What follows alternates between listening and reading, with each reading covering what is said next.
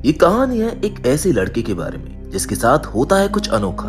पर क्या हर अलग चीज अच्छी होती है? क्या हर कोई उन चेंजेस को सह सकता है? ये सब कुछ हम जानेंगे आज के हमारे इस कहानी में। तो अब बिना समय को गवाते हुए चलिए शुरू करते हैं इस कहानी को। Hollywood silver screen presenting the fix. कहानी की शुरुआत में हम ये जान पाते हैं कि अब अर्थ का एटमॉस्फेयर काफी ज्यादा खराब हो चुका है। हवा अब इतनी ज्यादा पॉल्यूटेड है कि कोई भी इंसान बिना मास्क के सांस भी नहीं ले सकता है। इसी बीच एथेरा नाम की एक साउथ अफ्रीकन कंपनी ने एल रेमेडी नाम की एक दवा बनाई है, जिसे लेने से कोई भी इंसान 6 घंटे तक बिना मास्क के सरवाइव कर सकता था। पर बहुत महंगी होने की वजह से ये दवा एज यूजुअल सिर्फ अमीर लोग ही अफोर्ड कर सकते थे। यहाँ से सीन शिफ्ट होता है एक लैब के अंदर, जहाँ पर हम देख पाते हैं सोलोमन नाम के एक आदमी को, जहाँ हमको पता चलता है कि असल में सोलोमन भी एक साइंटिस्ट है और वो एथेरा कंपनी की इस नई रेमेडी से कुछ खास खुश नहीं है, क्योंकि उसका ऐसा मानना था कि अगर सिर्फ एक कंपनी इस ड्रग का प्रोडक्शन कर रही है तो पूरी ह्यूमैनिटी का भविष्य उसके हाथों में है। और ऐसे में एक वक्त ऐसा आएगा जब लोग उस मेडिसिन को पाने के लिए किसी भी हद तक जाने के लिए तैयार हो जाएंगे। इन सब के ऊपर सोलोमन एक रिकॉर्डिंग भी करता है। असल में वो भी एआई रेमेडी की तरह ही एक दूसरा ड्रग बनाने की कोशिश कर रहा था, ताकि वो सारी दुनिया तक उसको पहुंचा सके, क्योंकि उसका मानना था कि चाहे कोई अमीर हो या फिर गरीब, दवा सभी के लिए अवेलेबल होनी चाहिए। पर अभी उसकी ड्रग टेस्टिंग फेज में थी, जिस पर वो अभी भी काम कर रहा था। तभी वहां पर स्पाइडर नाम की एक लड़की आती है, जो सोलोमन की पार्टनर होती है। उसको बताती है कि दुनिया में अब ग्रीन जोन्स खत्म हो चुके हैं और अगले 3 सालों में 76% ह्यूमन पॉपुलेशन खत्म हो जाएगी। इसके बाद वो उसको बताती है कि उनकी लैब के बारे में भी अब बहुत से लोगों को पता चल चुका है, इसीलिए उन्हें अपने मेडिसिन को ब्लू कलर का बना देना चाहिए, क्योंकि आजकल ब्लू कलर के मेडिसिन काफी ट्रेंड में हैं, जिससे अगर उनके डीलर्स पकड़े भी गए तो उनकी दवा की टेस्टिंग नहीं होगी। सीन एक बार फिर से शिफ्ट होता है और हम मिलते हैं हमारी कहानी की मेन लीड एली मैकफी से, जो कि एथेरा कंपनी की मॉडल होती है। असल में एली की मॉम भी उसी की तरह ही एक मॉडल हुआ करती थी। एली अपनी माँ के काफी करीब थी, पर अब वो इस दुनिया में नहीं थी, जिस वजह से वो काफी दुखी थी। एली भी बाकी बड़े लोगों की तरह ही एआई रेमेडी को यूज करती है और उसको अपने एक लॉकेट में संभाल कर रखती है। यहाँ पर हमको पता चलता है कि आज एली की मॉम की डेथ एनिवर्सरी है, जिस वजह से वो काफी दुखी है। खैर तभी उसे उसके बॉयफ्रेंड तुली का कॉल आता है, जो उससे कहता है कि वो उसको आज पिक करने नहीं आ सकता है, क्योंकि उसको कुछ जरूरी काम है। जिसके बाद एली अपनी बेस्ट फ्रेंड जीना को कॉल करती है, क्योंकि आज उसका मूड काफी खराब था। यहाँ हम देख पाते हैं कि एली की पीठ के पीछे तुली और जीना आपस में डेट कर रहे होते हैं। खैर कॉल पर जीना एली को एक पार्टी में इनवाइट कर लेती है, पर वो जानती थी कि एली वहां पर नहीं आएगी, क्योंकि आज उसकी मॉम की डेथ एनिवर्सरी है। इसके बाद जीना और तुली एक ड्रग डीलर से मिलने जाते हैं, जहाँ तुली ड्रग लेने के लिए आया था। वो आदमी असल में सोलोमन के लिए काम करता था, जिस वजह से सोलोमन की लैब भी वहीं पर थी। जब वो ड्रग डीलर ड्रग्स लेने के लिए जाता है, तब तुली चुपके से उस टेस्टिंग फेज की मेडिसिन को चुरा लेता है। वहीं दूसरी ओर हम एथेरा कंपनी के सीईओ एरिक को देखते हैं, जो अपनी जादुई मेडिसिन एआई रेमेडी का प्रमोशन करने के लिए आया होता है। तभी टीवी एंकर उससे सवाल करती है कि आखिर उसकी दवा सिर्फ अमीर लोगों के लिए क्यों है, जिसका एरिक के पास कोई जवाब नहीं होता। असल में मार्केट में ऐसी न्यूज थी कि एथेरा कंपनी के पास उस दवा के प्रोडक्शन के लिए जो मेन इंग्रेडिएंट्स हैं उसकी ज्यादा सप्लाई नहीं है, और यही रीजन था कि वो ग्लोबल लेवल पर उसका प्रोडक्शन नहीं कर सकते थे। खैर अब इस क्वेश्चन को एरिक टाल देता है और इंटरव्यू खत्म करके वो अपने घर चला जाता है। कंपनी में उसके डैड उससे कहते हैं कि अगर उसने इस प्रॉब्लम का जल्दी सोल्यूशन नहीं निकाला तो वो अपनी जॉब से हाथ धो बैठेगा। इन सबसे परेशान होकर एरिक अपने ऑफिस जाता है और वहां पर वो एक रैट पर अपना बनाया हुआ टेस्ट ड्रग इंजेक्ट करता है, जिससे वो रैट तुरंत ही मर जाता है, जिसका मतलब था कि उसका टेस्ट ड्रग पूरी तरह से फ्लॉप है। वहीं दूसरी ओर हम एली को देखते हैं, जो अपने घर में होती है। वो एक मैगजीन को देख रही होती है। असल में एली बिल्कुल अपनी मॉम के जैसी दिखती थी, इसी वजह से उसका सारा फेम था। अब वो एक कर रही होती है कि तभी उसे उसके डैड का वीडियो कॉल आता है, जो किसी दूसरी कंट्री में लोगों की हेल्प कर रहे थे। एली और उसके डैड का रिलेशन कुछ ज्यादा अच्छा नहीं था, जिस वजह से एली का मूड काफी खराब हो जाता है और वो उसी पार्टी में जाने का फैसला करती है, जिसमें जीना ने उसको इनवाइट किया था।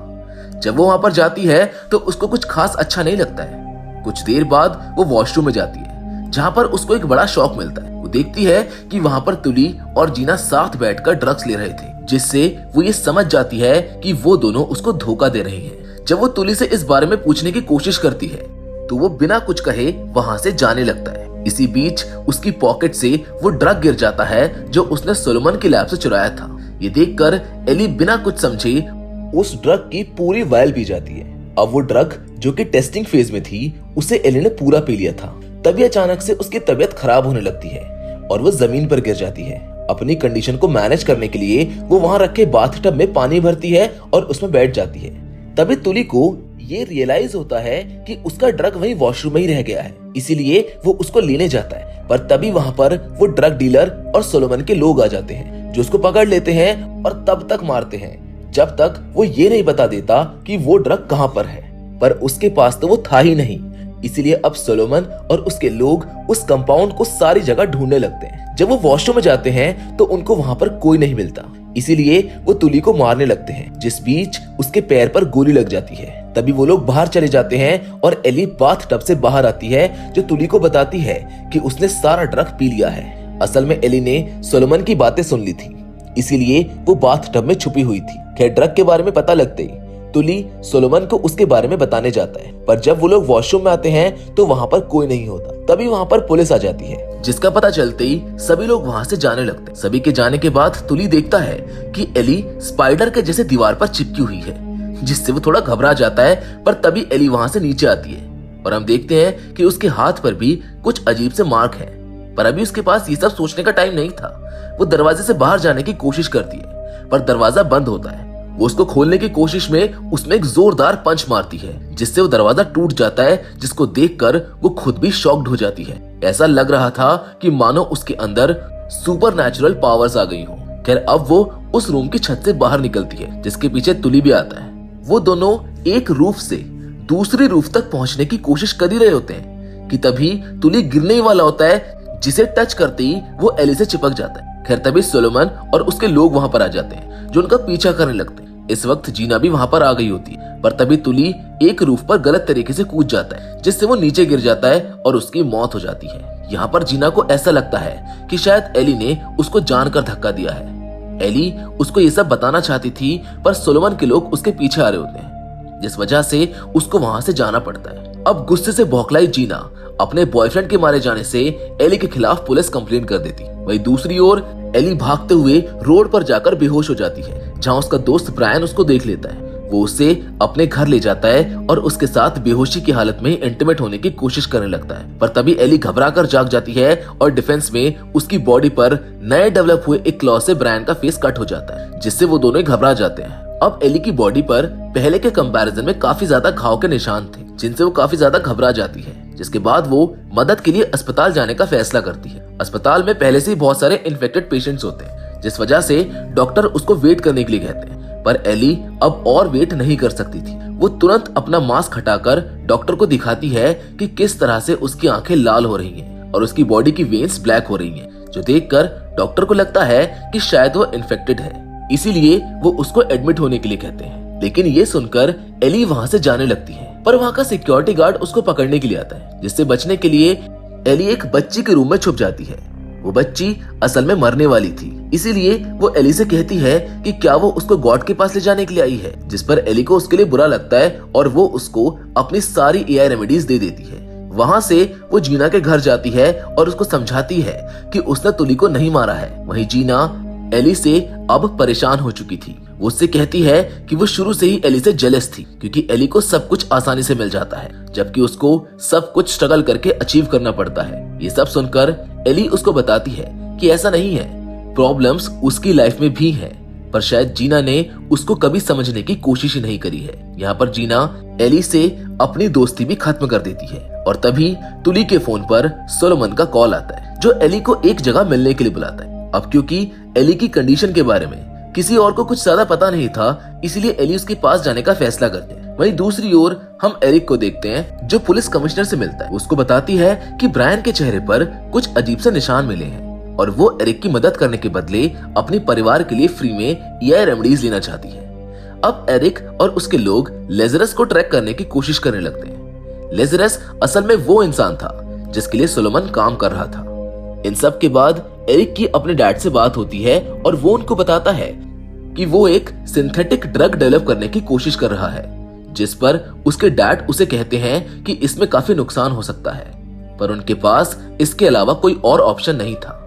वहीं एली सोलोमन से मिलने के लिए जाती है, जिसको किडनैप करके एक फ्लैट में ले आता है। इसके बाद जब वो और स्पाइडर बात कर रहे होते हैं, तभी एली वहां से आजाद हो जाती है और किचन में जाकर मीट खाने लगते हैं। तभी स्पाइडर और सोलोमन वहां पर आ जाते हैं, जो उनसे पूछती है कि आखिर उसको हुआ क्या है, क्योंकि अब उसको कच्चा मीट खाने का मन कर रहा है। ये सुनकर वो दोनों उसको शांत करने की कोशिश करते हैं, लेकिन तभी वहां पर पुलिस आ जाती है, जो उन सभी को पकड़कर ले जाती है।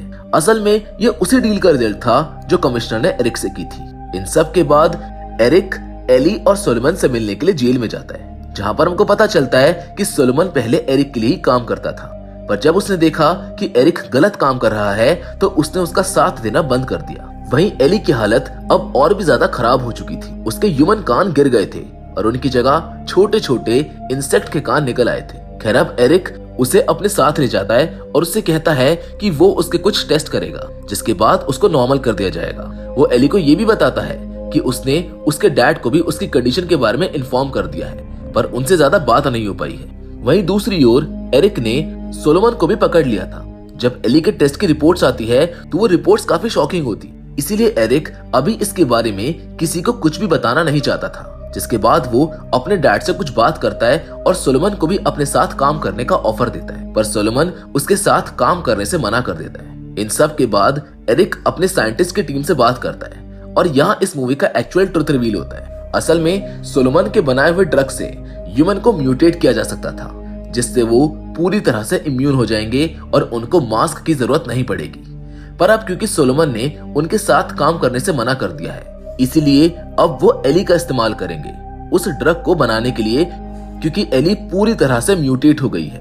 ये सब कुछ दूसरे रूम में बैठी एली सुन लेती है, क्योंकि उसके पास अब सुपरनैचुरल एबिलिटीज थी। कुछ देर बाद दो वार्ड बॉयज एली के पास आते हैं, जिन्हें मारकर वो वहां से भाग जाती है। जिसके बाद वो सीधा सोलोमन की ब्रीदिंग पैटर्न को डिटेक्ट करती है।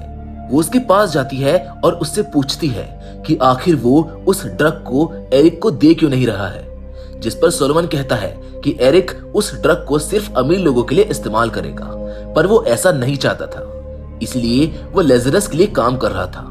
तभी एरिक को ये पता चलता है कि एली और सोलोमन वहां से भाग गए हैं, इसीलिए वो तुरंत वहां से वापस आ जाता है।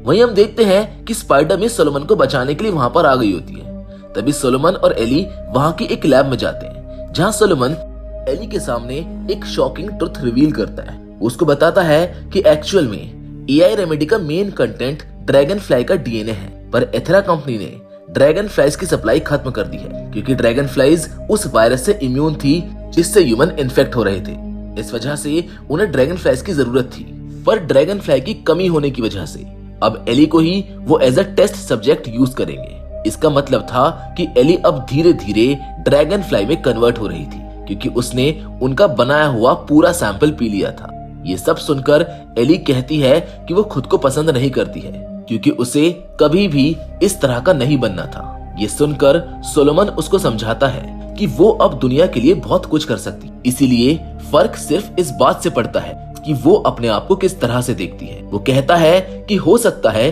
कि कुछ लोग इस ड्रग को लेंगे इम्यून होने के लिए और कुछ नहीं भी लेंगे, क्योंकि हो सकता है कि हर कोई इसको सहन करने के लिए सक्षम ना हो। तभी अचानक उन्हें एक बॉम्ब ब्लास्ट की आवाज सुनाई देती है, जो कि स्पाइडर ने किया था। जिसके बाद वो दोनों वहां से भागते हैं और तभी उनको वहां पर एरिक का बेटा मैक्स मिलता है, जो एली को एक फेरी कहकर बुलाता है। तभी एरिक भी वहां पर आ जाता है, पर मैक्स को आगे करके सोलोमन और स्पाइडर लिफ्ट तक पहुंच जाते हैं। जिसके बाद एली भी अपनी सुपर ह्यूमन एबिलिटीज से वहां तक पहुंच जाती है। वो तीनों उस बिल्डिंग से एक कार की मदद से निकल जाते हैं, जहां एरिक और उसके लोग उनका पीछा कर रहे होते हैं। पर जब वो गाड़ी चेक करते हैं तो उसमें बस स्पाइडर ही होती है, यानी कि बाकी लोग वहां से जा चुके थे। वहीं दूसरी ओर हम सोलोमन और एली को देखते हैं, जहां सोलोमन एली को बताता है कि अब यहाँ से एली ही आगे जाएगी, क्योंकि उसका लेज़ारस तक पहुंचना बहुत जरूरी है। वो उसको बताता है कि वो खुद टेस्ट सब्जेक्ट वाई है और उसने भी उस ड्रग को कंज्यूम किया है, पर कम क्वांटिटी में, जबकि एली सब्जेक्ट जेड है, जो कि पूरी तरह से म्यूटेटेड और इम्यून है। यहाँ से सीन शिफ्ट होता है और हम स्पाइडर का एक वीडियो मैसेज देखते हैं, जो सभी को सब्जेक्ट जेड के बारे में बताती है और कहती है कि अगर उन्हें जिंदा रहना है तो उन्हें म्यूटेट होना ही होगा, जिसके बाद वो लाइव टेलीविजन पर खुद ही उस ड्रग को पी लेती है। जिसके कुछ समय बाद हम देखते हैं कि मोस्ट ऑफ द लोग अब म्यूटेट हो चुके होते हैं और एली अब पूरी तरह से एक ड्रैगन फ्लाई बन चुकी थी, जिसके खूबसूरत से पंख भी निकल आए थे। जिसके साथ ये कहानी यहीं पर खत्म हो जाती है। तो दोस्तों, मैं उम्मीद करता हूँ कि ये साइंस फिक्शनल स्टोरी आपको पसंद आई होगी। बाकी हमेशा की तरह फिलहाल तो इस फिल्म में बस इतना ही, लेकिन आपसे मुलाकात जरूर होगी, और वो भी एक और नई बेहतरीन कहानी के साथ। पर आप जानते हैं ना, तब तक के लिए धन्यवाद।